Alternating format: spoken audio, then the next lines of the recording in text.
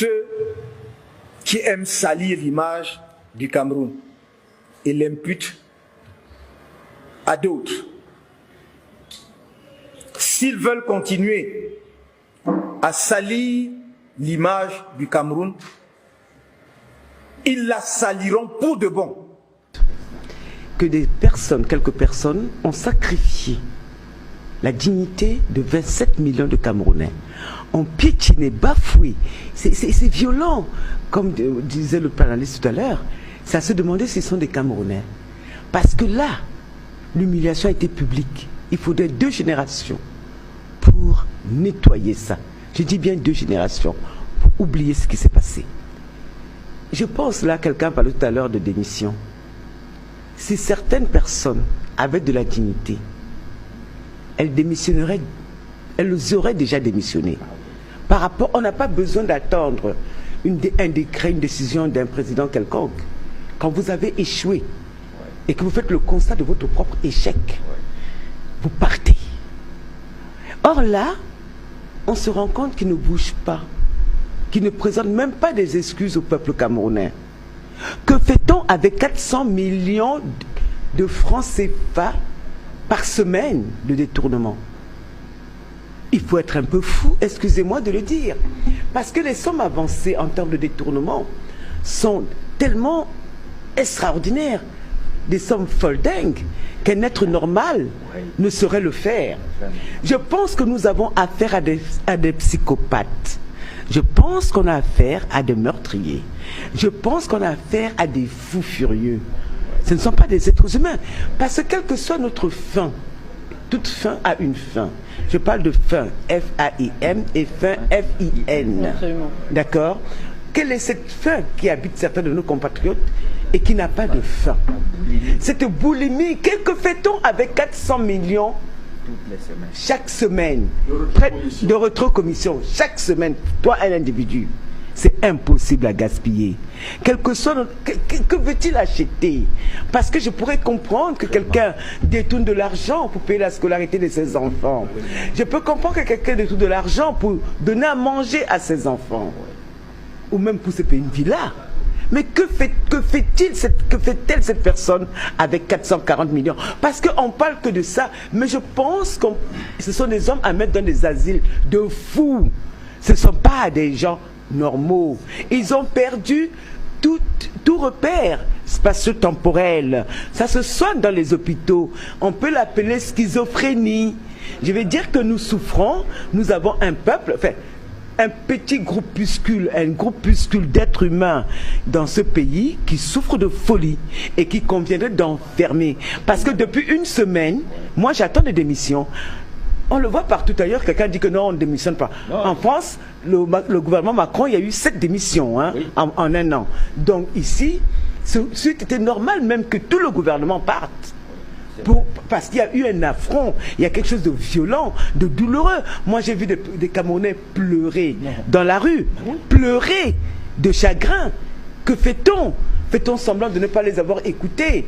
Même si le chef d'État n'a pas réagi, les uns les autres auraient dû réagir par eux-mêmes, demander pardon au peuple camerounais de n'avoir pas été à la hauteur et de dire on fera que je sois remplacé en espérant que mon successeur fera mieux. Ce pays ne pourra pas se développer tant qu'il n'y aura pas d'hommes intègres. Quand je dis intègre, je ne dis pas que quelqu'un qui ne vole pas. Un homme qui ne vole pas, ça n'existe pas. Mais qui vole un peu moins, qui soit un peu plus patriote, qui soit un peu plus social, qui pense un peu plus aux autres. Car pour l'instant, quand on pille les caisses de l'État à hauteur de 440 millions toutes les semaines, je dis là, il y a un problème. Je n'ai pas dit que la corruption n'existe pas ailleurs. La corruption fait partie naturellement de l'humanité, des échanges commerciaux et autres. Mais là, ce n'est plus de la corruption, c'est de la folie. Donc moi, j'attends qu'on demande pardon aux Camerounais. Moi, j'attends que cette humiliation soit lavée.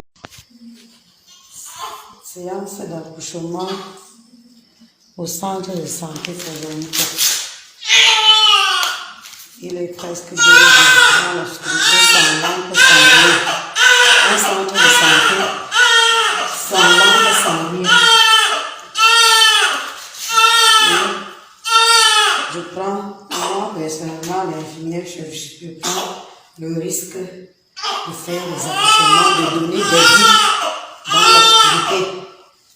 Même la lampe torche, nous n'avons pas. Ça, c'est la lampe à pétrole. La couchée. En revenant, on a pris la lampe à pétrole, c'est ça qui nous a servi pour faire l'accouchement. Nous n'avons pas de lampe, c'est très différent. Ça fait vraiment pitié. Parce que nous sommes abandonnés à nous-mêmes.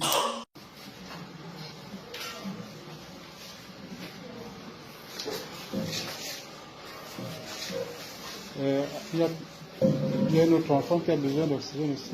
Ça va aller.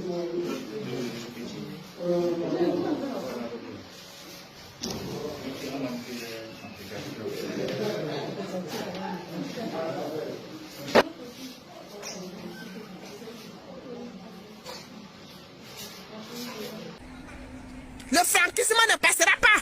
Vous voulez continuer à utiliser notre billet. Vous êtes sucré avec le père.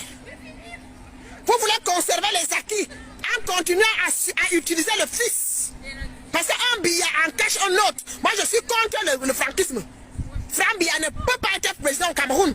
Si Franck Biya est président au Cameroun, ça veut dire que les gens là vont continuer. Ils vont encore bouffer le Cameroun pendant 40 ans. Non. Le règne de la médiocrité va encore perdurer. Pour 40 ans encore. Moi, je suis contre le franquisme. Franck Biya ne peut pas être président au Cameroun.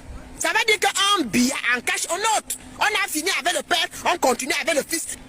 80 ans, ça ne marche pas, puisque les mandats ne sont pas limités au Cameroun.